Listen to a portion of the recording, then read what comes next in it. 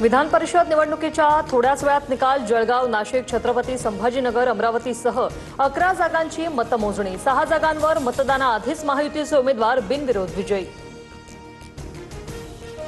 मी माघार घेतली नाही, प्रचार थांबवला होता, मात्र माझ्या कार्यकर्त्यांनी प्रचार केला। मतदारांनी मला उत्स्फूर्तपणे मतदान केले। माघारीनंतरही गोकुळ गीतेंकडून विजयाचा विश्वास व्यक्त। मतमोजणीपूर्वीच महायुतीत बेबनाव, छगन भुजबळांनी मदत केली नाही, येवल्यात 8 मतं फुटली। शिंदेंच्या शिवसेनेचे उमेदवार नरेंद्र दराडे यांचा आरोप। मतांच्या फाटाफुटीनंतरही विजयाची खात्री कायम।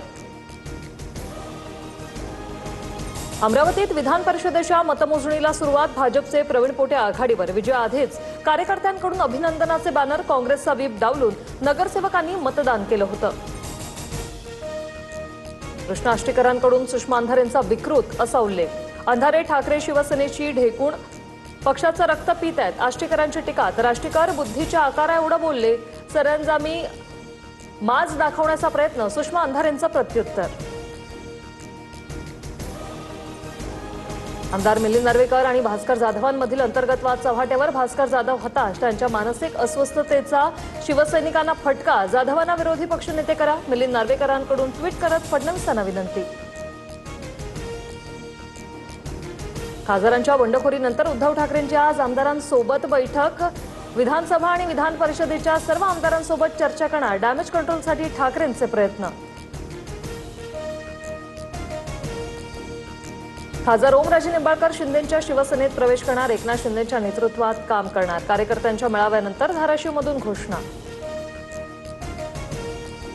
उद्धव ठाकरे, आदित्य ठाकरेंचा मला चांगला स्नेह लाभला, मातोश्रीबाबत काही बोलू नका, ओमराजे निंबाळकरांचं कार्यकर्त्यांना आवाहन।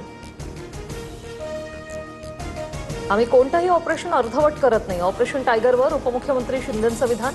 सकाळी खासदारांना शिव्या देता आणि रात्री त्यांचे पाय धरता, शिंदेंची ठाकरेंच्या सेनेवर टीका। ऑपरेशन टायगरबाबत शिंदेंचा विश्वास सार्थ ठरवला। ओरडणं हे राऊतांचं कामच आहे। खासदारांना सुरक्षा घ्यायची गरज नाही, विकासाची दृष्टी घेऊन खासदार आमच्या सोबत आले, तानाजी सावंतांची प्रतिक्रिया। आमच्यासाठी कर्जमाफी हा राजकीय विषय नाही। कोणत्याही निवडणुका तोंडावर नसताना शेतकऱ्यांची कर्जमाफी केली। 56 लाख शेतकऱ्यांना फायदा होणार, मुख्यमंत्री फडणवीसांची माहिती। अल्निनोमुळे जून महिन्यात 80% कमी पाऊस ही अत्यंत चिंतेची बाब। सरकारच्या सूचनेनुसार पेरण्या करा, फडणवीसांचं शेतकऱ्यांना आवाहन। बेस्ट कर्मचाऱ्यांचा संप अखेर मागे, उपमुख्यमंत्री शिंदे आणि परिवहन मंत्र्यांच्या बैठकीत तोडगा। कर्मचाऱ्यांच्या पगारात हंगामी 3000 रुपयांच्या वाढीची घोषणा।